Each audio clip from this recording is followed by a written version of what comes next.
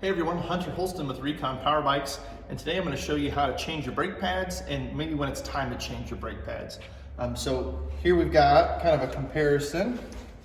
These are some used brake pads, and then here's a new one. So you can see the customer had ridden it down. You got a nice fine groove on your brake pads, and this one, it's time to change this one. So here's your a new brake pad. So you can see the full resin bit there. It's not worn in any sort of fashion. And another way that you might get some noise coming off of your brake pads, like a really high-pitched squealing noise, if you take some 80 grit sandpaper, you'll see there's almost like a little shine to that. You just take that to it and just rub some of that off. That'll kind of correct some of that squealing.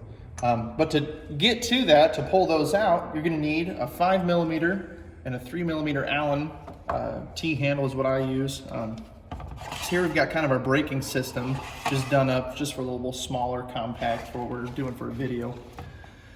So with the 5mm, you're gonna remove your caliper bolts here off it's almost like a retaining or a mount. Pull that one out. And there's another one here, so pull that one off too.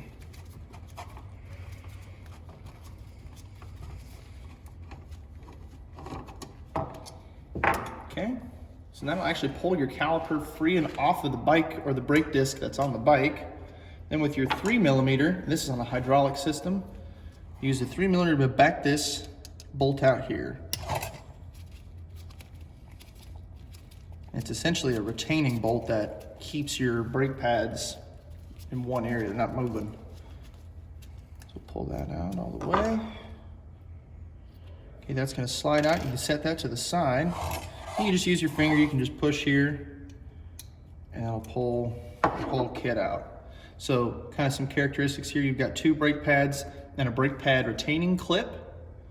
That clip will just sit right on the pad itself. And then same thing with the other one.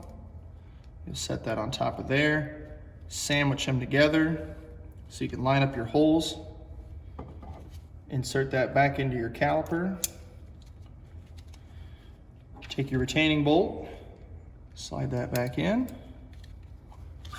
3mm, and just tighten that back up. Again, you don't have to torque it on there too tight, just get it snug on there. There you go. Put your caliper back on, 5mm, get that started.